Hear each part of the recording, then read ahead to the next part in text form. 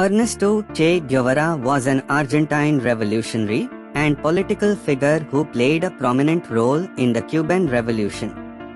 He was born on 14 June 1928 in Rosario, Argentina, to a middle-class family. Guevara was the eldest of 5 children and grew up in a politically active family. His parents, Celia de la Serna and Ernesto Guevara Lynch, were both members of the Communist Party. Guevara was interested in social justice from an early age, and he studied medicine at the University of Buenos Aires. However, he soon became disillusioned with the elitism and inequality of the medical profession and began to explore political activism.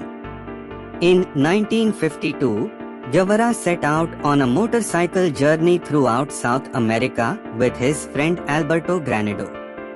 The trip exposed Guevara to the poverty and inequality that plagued the continent, and he became increasingly radicalized as a result. He later wrote about his experiences in the book The Motorcycle Diaries. In 1955, Guevara went to Mexico, where he met Fidel Castro and other Cuban revolutionaries who were planning to overthrow the dictator Fulgencio Batista. Guevara joined the movement and became one of Castro's most trusted advisors and fighters. He played a key role in the Cuban Revolution, serving as a military strategist and commander. After the revolution, Guevara became a high-ranking official in the new Cuban government. He played a major role in the country's efforts to improve healthcare and education, and he also advocated for revolutionary movements in other parts of the world. He was a strong advocate for Marxist-Leninist ideology and believed that the revolution was the only way to achieve social justice. Guevara's radical ideology and activism made him a controversial figure, and he became a symbol of leftist resistance and anti-imperialism around the world. He continued to be involved in revolutionary movements, including in Africa and South America. He was a prolific writer and wrote numerous books and essays on revolutionary theory and practice. In 1967, Guevara traveled to Bolivia to lead a guerrilla movement there, but he was captured by government forces and executed on 9 October of that year.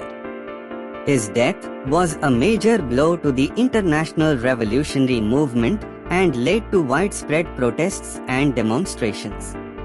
After his execution, Guevara's body was lashed to the landing skids of a helicopter and flown to nearby Vallegrande, where photographs were taken of him lying on a concrete slab in the laundry room of the Nuestra Senora de Malta. 260.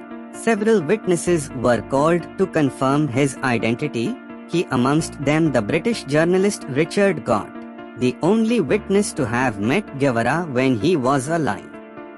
Put on display, as hundreds of local residents filed past the body, Guevara's corpse was considered by many to represent a Christ-like visage, with some even surreptitiously clipping locks of his hair as divine relics. 261.